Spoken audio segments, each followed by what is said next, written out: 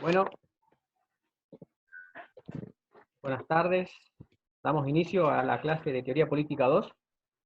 Hoy vamos a avanzar con qué es esto del feudalismo, cómo pasamos de este sistema del feudalismo al absolutismo y dónde aparecen las estructuras del mercantilismo y del capitalismo, cómo se forma, cómo es el inicio del capitalismo.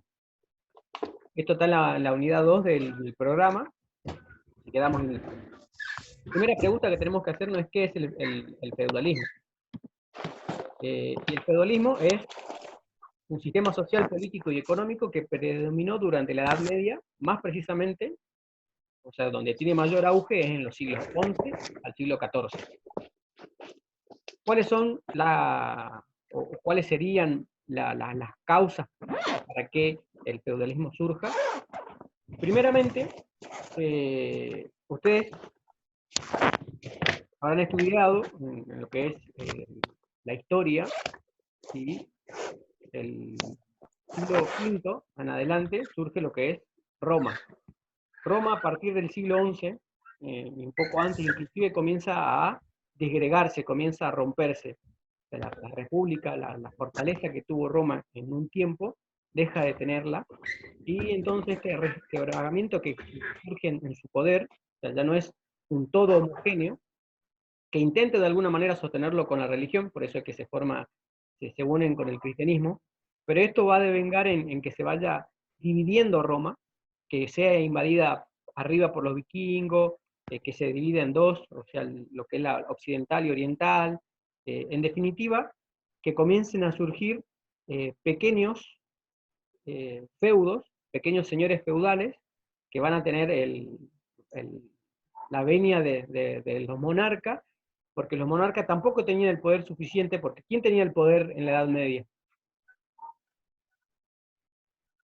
¿Hola? ¿Están ahí? Tenía la iglesia, Sí. la iglesia y los reyes, y algo de participación la burguesía. No, la burguesía ni existía Los todavía. señores feudales.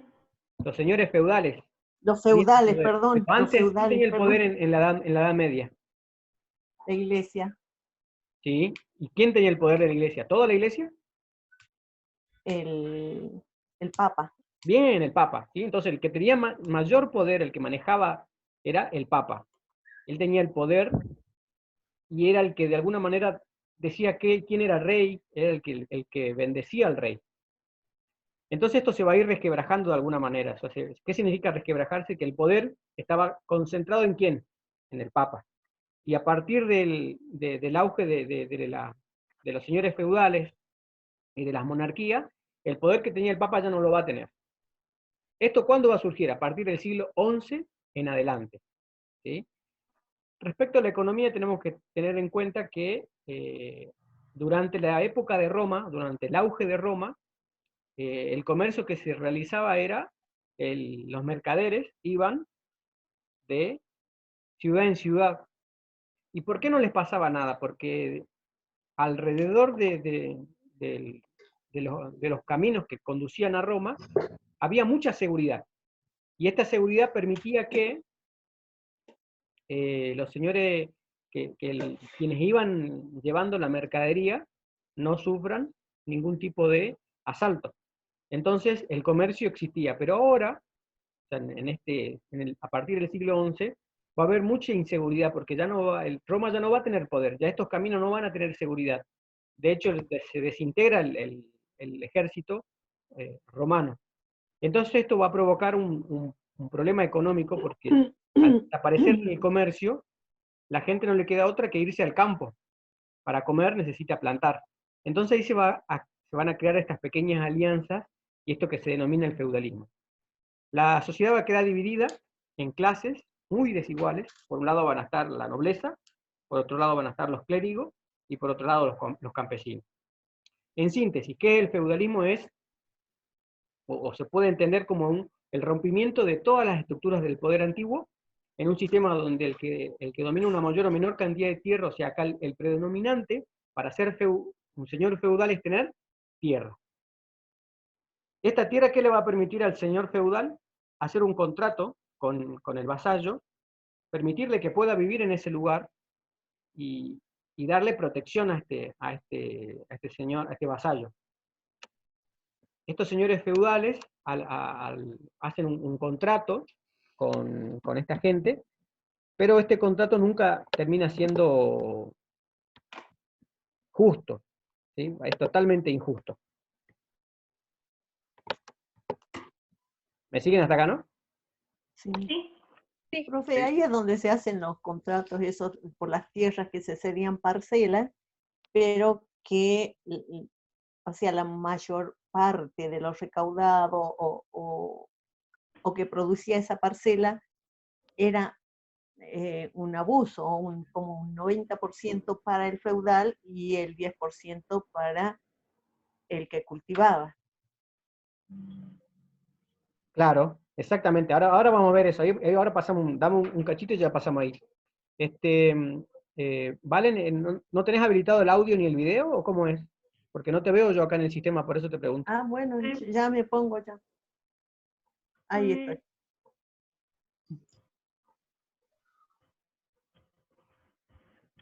¿Valentina? Ahí está, sí, pero se ve muy oscuro. Hola, profe. Ah, bueno, no importa, no, yo solamente para que esté el audio para por ahí si querés participar, porque en este si Ah, bueno, quieres es ¿ahí más me escucha sencillo. bien? ¿Se escucha bien? Bien, bien. Listo. Seguimos entonces.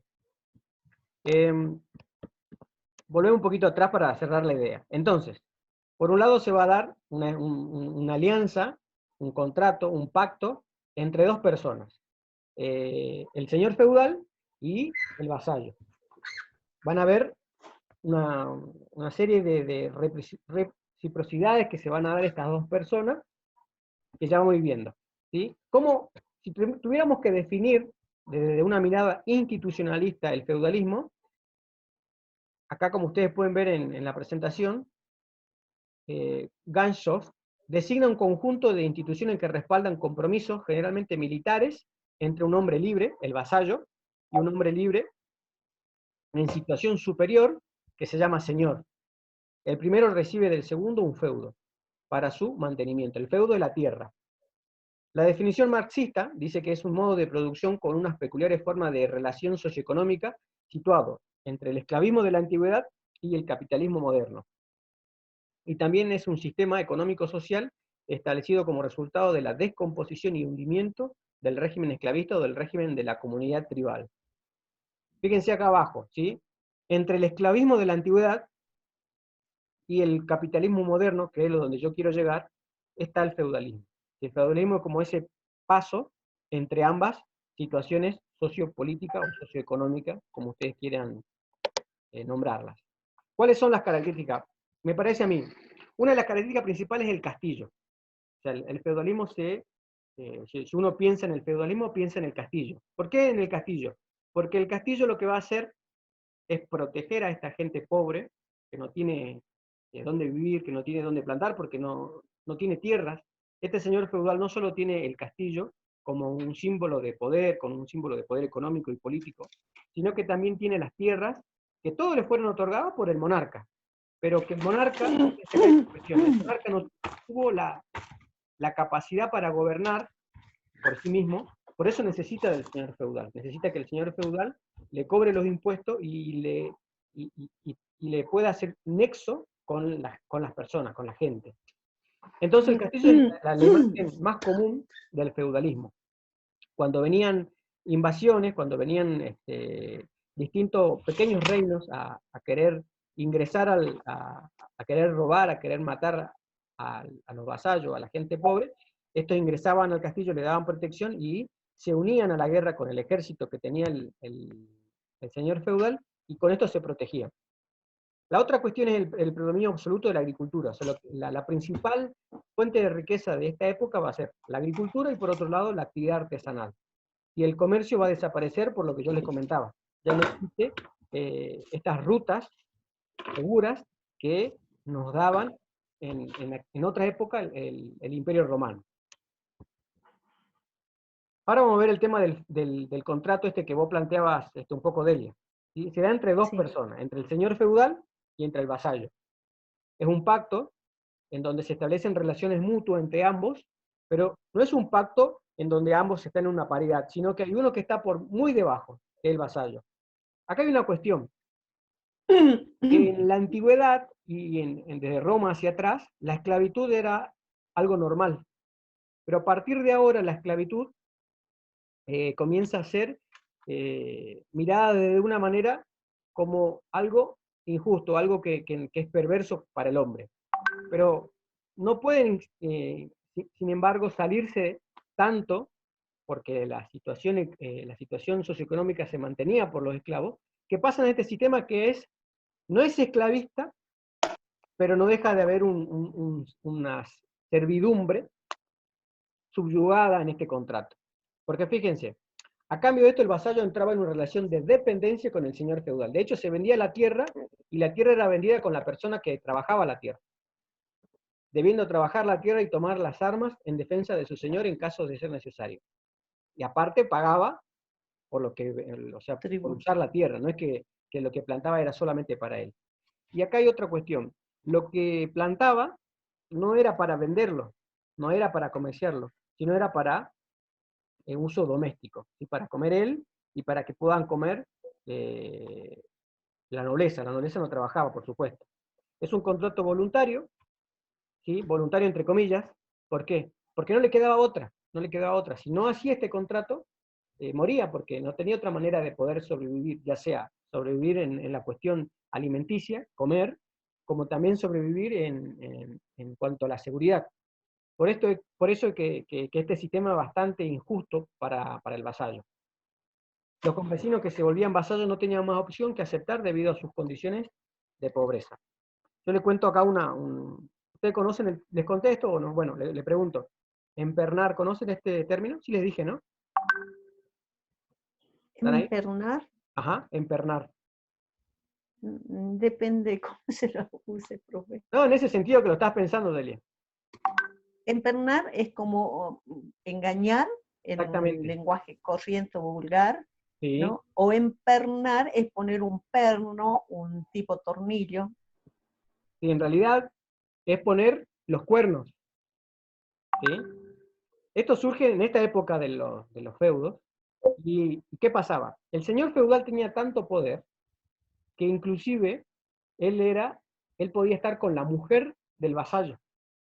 Y cuando estaba con la mujer del vasallo, ¿sí? La empernaba, que significa que estaba La dejaba que le embarazada. ponía el perno, que le ponía, y lo marcaban con unos cuernos, sí, bastante chistoso, pero es cierto, digamos. Y acá viene, bueno, todo lo que hoy en día se usa, pero en realidad existía. Y al señor, al vasallo, no le quedaba otra que tener que aceptar, si no moría. Fíjense la Qué horror. desigualdad que había en este sistema. Pero bueno, es una cuestión más bien anecdótica, pero está buena para que ustedes vean hasta dónde llegaba el poder que tenía el señor feudal. Si nosotros pensamos en la consecuencia del feudalismo, en la cuestión económica, ya lo dijimos, principalmente la agricultura y la ganadería, más abajo la artesanía, la metalúrgica, la herrería. Hay una decadencia notable en la cuestión comercial y monetaria. Respecto a la cultura, bueno, la feudalización de la iglesia, ¿qué significa esto de la feudalización de la iglesia? Antes el sistema estaba, todas las decisiones se tomaban en Roma, pero se tomaban en Roma porque ahí estaba la iglesia, ahí estaba el papa. Si bien sigue estando el papa, sigue estando la iglesia, comienzan a tomarse decisiones La decadencia. en los castillos, esto donde estaban los señores feudales. Había otra, que eran los clérigos, o lo que se denomina nobleza, clérigo altos. O sea, son un grupo de sacerdotes, obispos, que tienen un rango, o sea, viven bien, ¿sí? Distinto es los sacerdotes, los monjes que viven con la gente pobre. Son como dos partes de la iglesia muy distintas, con miradas muy distintas. Surge la jerarquía feudal, la realeza, la nobleza feudal, los caballeros, los trabajadores rurales en el aspecto social, y yo quiero acá remarcar la cuestión política, que es la que a nosotros nos interesa, ¿sí? La parte económica la van a ver en economía, social, en la parte de sociología, pero la parte política es donde nosotros tenemos que hacer eje. Primero hay una fragmentación territorial del poder, ¿sí? Y vuelvo a lo que yo planteaba al principio. El poder en la Edad Media, en su principio, después de de que termina la Edad Antigua y comienza la Edad Media, ese poder se centraliza a través del cristianismo en Roma, en el Papa, ¿sí? Luego ese poder no puede sostenerse porque se comienza a desintegrar Roma, y ahí es donde surgen reinos, pequeños reinos, que son estos señores feudales, o son grupos de señores feudales relacionados con la venia de un monarca. O sea, arriba de estos señores feudales hay un monarca. Surge lo que se denomina la privatización del poder político. ¿Por qué se privatiza el poder político? Porque ahora el poder lo va a tener la nobleza a través de un señor feudal, y no hay ningún instrumento público. Si es, más bien es un contrato privado, que es este feudo, esta relación entre señor feudal y vasallo. Y van a comenzar a surgir las pequeñas monarquías feudales, que como les digo, es un rey que tiene distintos señores feudales a su cargo, con territorios que están a su cargo, y ahí van a surgir los primeros reinos ingleses, franceses, españoles, alemanes, y esto va después, con el tiempo, determinar el surgimiento de la burguesía. ¿Sí? Acá está Profe, la organización. Sí, perdón, eso dicen de que es la decadencia de todos los reyes, la dilapidación de las riquezas, y ellos no ven la mejor forma que tenía un rey de no perder, digamos, su poder, era unirse con los curas y la burguesía para empezar a como construir una participación de, digamos, social, de organización, digamos, como de gobierno. ¿Sí, profe? sí, se dan en dos partes. ¿Sí? Primero, se da este poder que lo que era un poder absoluto. ¿Ven la presentación? Dios, Sí, después sí, sí. debajo de Dios está el Papa. ¿Sí? Y el Papa es el que tiene el poder sobre todo, sobre lo secular y lo, eh, Terrenal. sobre lo religioso, digamos. ¿Sí? Y fíjense cómo coloca obispos y arzobispos, que son los que tienen el poder. Y luego tiene la gente que sí es lo que sería el conjunto de personas religiosas y el grupo de religiosos. Estos obispos y arzobispos son los que tienen el poder en estas pequeñas monarquías. Ahora, este poder se va a ir perdiendo, y quien va a tener más poder o que va a ir ostentando más poder es el rey. El rey va a tener un grupo de séquitos, duques, marqueses, distintas, lo que se llama nobleza alta, y también, fíjense acá, va a hacer algunos acuerdos con los obispos y con los arzobispos, fuera de la venia del Papa. ¿Sí? O sea, el Papa acá ya no participa.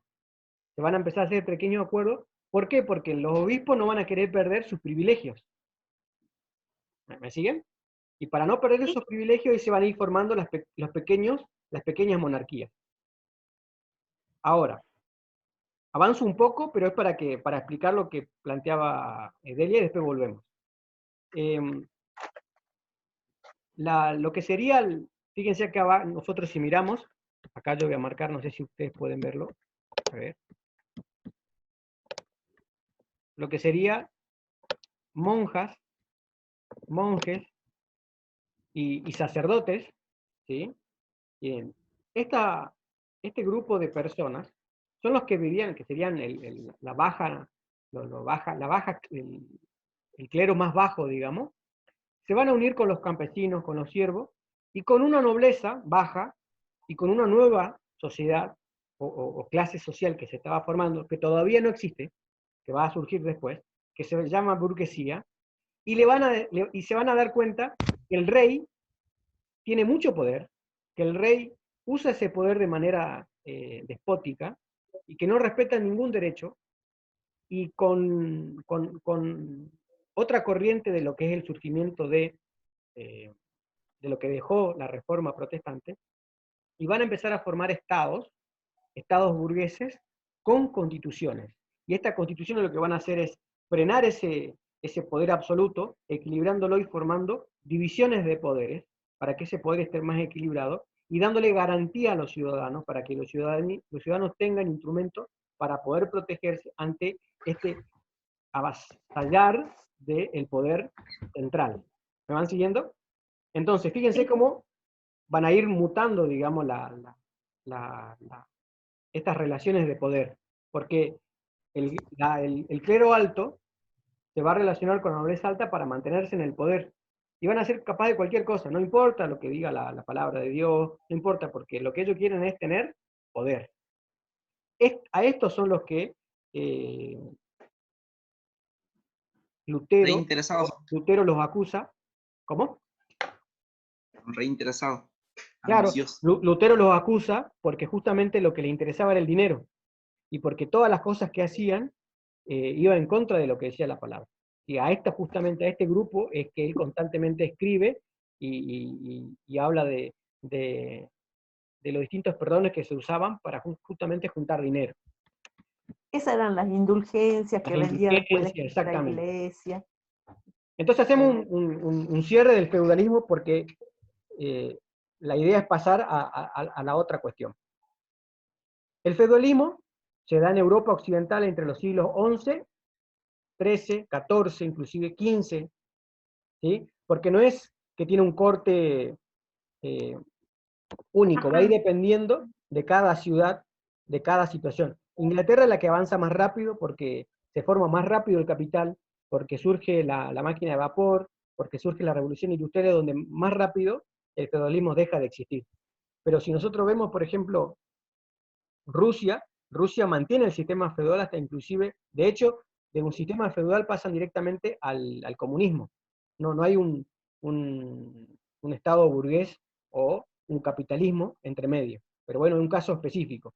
Pero digo, no es algo que pueda decirse a partir del siglo XIII dejó de existir el feudalismo, sino que cada reino, cada estado-nación va a tener su historia. Por ejemplo, España se cree que es una de las que avanza también más rápido cuando en 1492 viene y descubre América, porque comienza a acumular mucho dinero por las riquezas que se llevan de toda acá la zona de las Américas. ¿Sí? Profe, sí. Pero ahí entra a tallar, o sea, el cambio de mentalidad a partir de que el feudalismo empieza a organizarse y compartir poder con los reyes. Y además, esa burguesía, esa burguesía que recién nacía, empezó a hacer que sus hijos estudiaran y se prepararan, y ahí entonces empieza el razonamiento, la razón, el uso de la razón, y por eso termina siendo la mecanización y este cambio dentro del feudalismo al mercantilismo. Sí, pero para que suceda la burguesía o para el surgimiento de la burguesía primero tiene que pasar algo. La burguesía no se levanta en contra del feudalismo. Después del feudalismo... Pero negocia con los reyes, porque los reyes ya no tenían plata para cuidarlos por eso, a ellos. Pero ahí falta y además ellos acumulan mucha riqueza que habían superado en muchos de los casos los reyes, porque ellos eran los piratas. Perfecto, lo que vos dijiste bien es negocia con los reyes. ¿Qué significa? Que del feudalismo pasamos al absolutismo, ¿sí? Que es el surgimiento de los primeros estados-nación, de los primeros reinos, en donde la figura principal de poder ya no van a ser los señores feudales, o sea que el poder no va a estar disgregado, sino que va a estar centralizado en una sola persona, el rey. Y ahí nosotros tenemos que pensar en el primer estudioso, en el primer pensador, que lo que hace es describir una realidad, que es Hobbes. Porque Hobbes, cuando habla de Leviatán, habla de este poder absoluto que tenía que tener el rey, porque si el poder no estaba para la justicia, no estaba reunido en una sola persona, sino que el poder estaba dividido, había como una especie de anarquía, había como una especie no había orden, ¿sí? No había orden, no había un solo ejército, porque cualquiera puede tener su ejército, no había justicia, no había quien imparta. O sea, de alguna manera, al señor feudal se le fue de las manos su poder, ¿sí? Por eso cerremos la idea, ¿sí? El feudalismo, como ven en la filmina,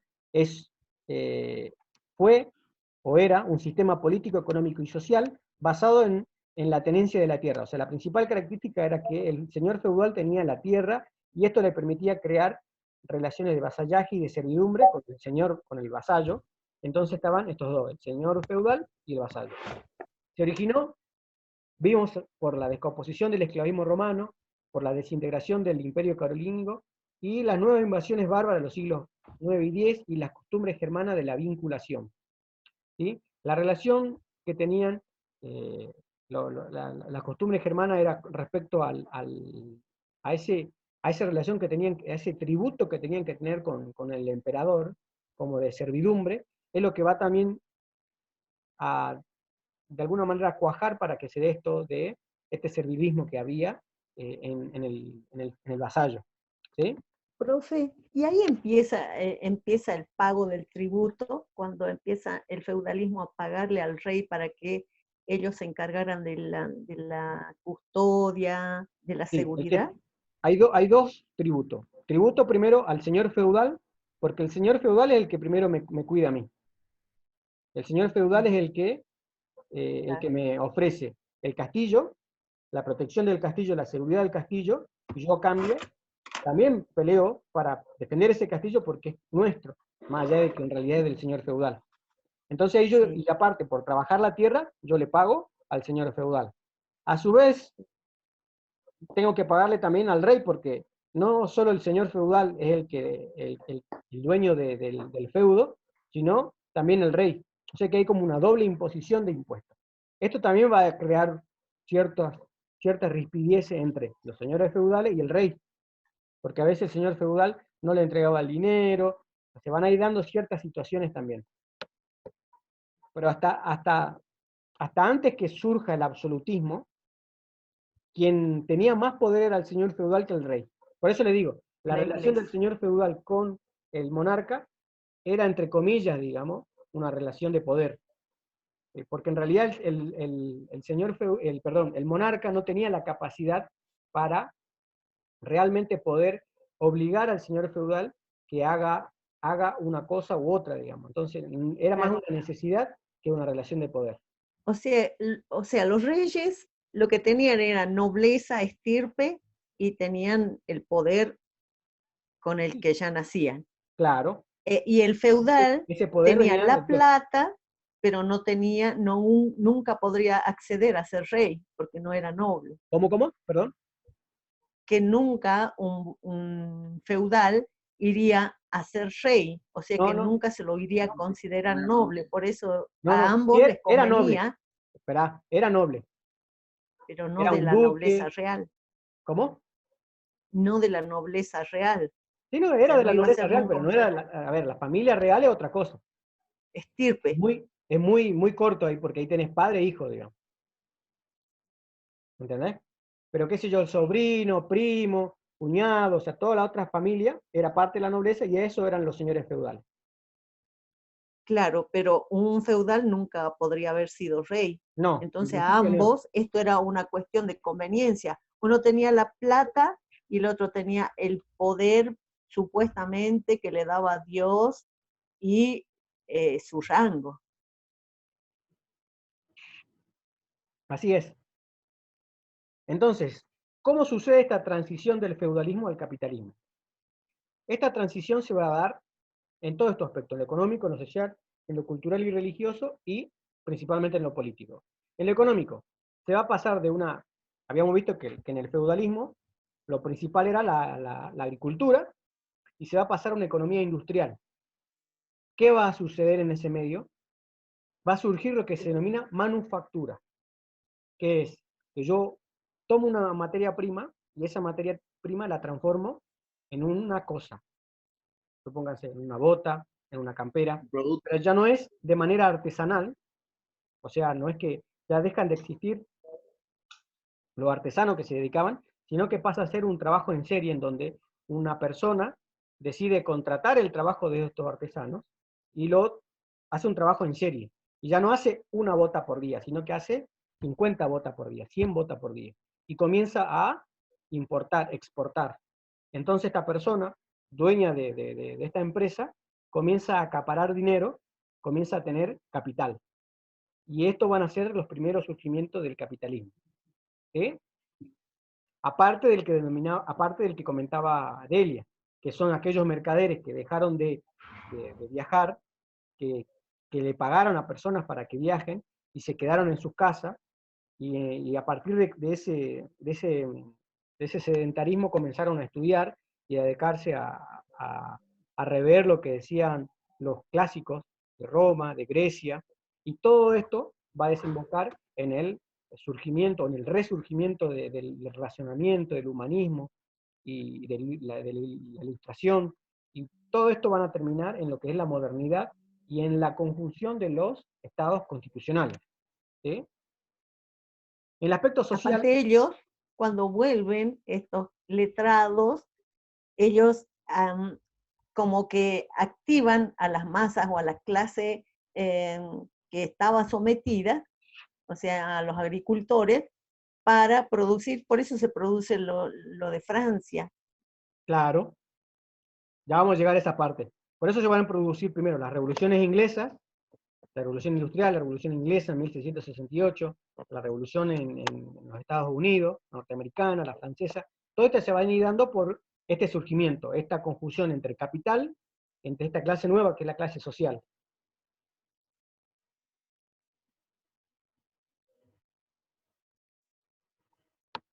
Profe, sale un avisito que dice, esta reunión ya tiene un límite de tiempo. Y posiblemente, si se para, tenemos que No. reabrirla capaz. Bien.